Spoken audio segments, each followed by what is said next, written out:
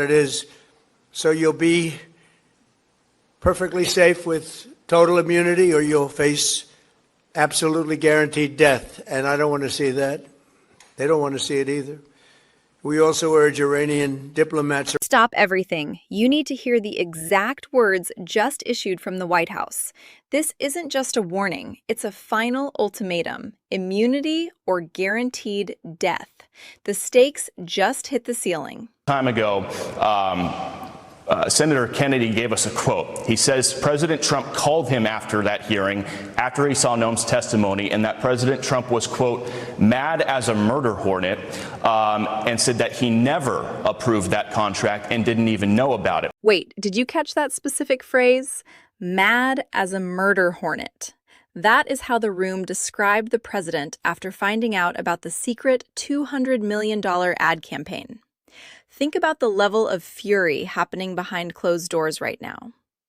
We're seeing a massive shift in the inner circle because of what was supposedly a swell idea that turned into a total disaster. Look at the timeline. 1 minute, you're the star of a multi-million-dollar TV spot on horseback, and the next, you're being shuffled into a made-up position just to keep you quiet. It's a surgical removal. You can see the tension in the way these reports are surfacing. It wasn't just a policy disagreement, it was a personal betrayal regarding the budget and the truth. When the commander-in-chief feels misrepresented under oath, the fallout is always this explosive. This murder hornet energy is what's driving the sudden replacement at DHS, and it's completely reshaping the administration's face this week. You and your team have delivered nothing short of devastating, precise strikes, taking out the better part of Iran's navy, making it combat ineffective, neutralizing missile sites and launchers, and establishing total dominance over the skies we fly over and seas we fly over. Our forces are executing with unmatched skill, and the mission is advancing decisively. This is the kind of no-nonsense result. Check out the data being dropped here by the Secretary of War. Operation Epic Fury isn't just a name. They actually took out the better part of an entire navy in a matter of days. Pay close attention to the phrasing, combat ineffective. That's military speak for it doesn't exist anymore. You're looking at total dominance over the skies and seas in a 72-hour window. This is a massive flex of muscle that we haven't seen executed with this kind of precision in decades. Notice the dynamic thinking mentioned. They aren't just hitting targets, they are neutralizing the entire infrastructure. 24 ships gone. Think about the logistics of that for a second. While the political world is distracted by cabinet drama, the actual military operation is moving at a speed that's clearly caught the regime off guard. This is no-nonsense warfighting, and the results are being delivered in spades, effectively stripping away every defensive layer they had left. 24 ships in 3 days. That's a lot of ships. Their anti-aircraft weapons are gone, so they have no air force, they have no air defense. All of their airplanes are gone. Their communications are gone. Missiles are gone, launches are gone, about 60% and 64% respectively. Other than that, they're doing quite well. I said, what's left? But they're tough, and they want to fight. And they're calling, they're saying, how do we make a deal? I said, you're being a little bit late, and we want to fight now more than they do. We've had 47 years, depending on the way you count it, but 47 years of... You've got to see the breakdown of these numbers. 24 ships in 3 days. Their anti-aircraft weapons, gone. Air Force, non-existent. Communications, severed. When you hear that 64% of the launchers are wiped out, you're looking at a crippled regime. But look at the subtle detail here. The mention of 47 years of horror. This isn't just about a recent strike. It's about settling a half-century-old score. The mention of the Salome influence and the injuries sustained by veterans shows exactly where the motivation is coming from. It's deeply personal. While other leaders lived with it, the current stance is we want to fight now more than they do. It's a complete reversal of the previous decades of containment. The military isn't just performing an operation, they are dismantling a legacy.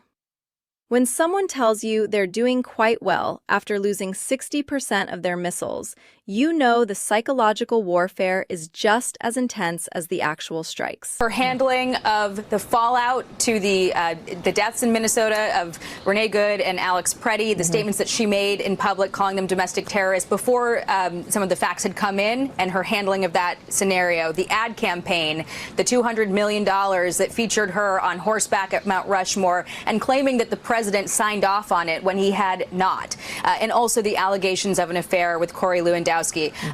Look at the 3 specific failures that just ended a career. It wasn't just one mistake, it was a perfect storm. First, the handling of the fallout in Minnesota.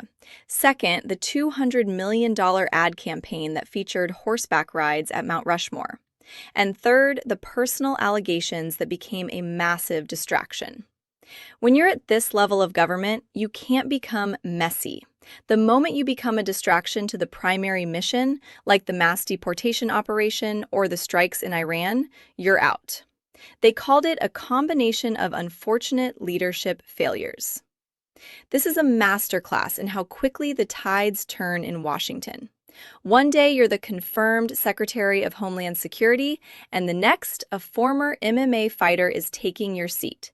It's cold, it's fast, and it's a reminder that at the pleasure of the president, everyone is replaceable. It ultimately means that if there were any laws violated, procurement laws, conflict of interest laws, that those ultimately, that evidence is uncovered and that prosecutions commence if appropriate. And so I don't think that this is the beginning, not the end, with respect to accountability. With respect to the new position that the president apparently conjured up, it sounds like something he saw in a movie, but anyway, we're not quite sure what. This part is critical.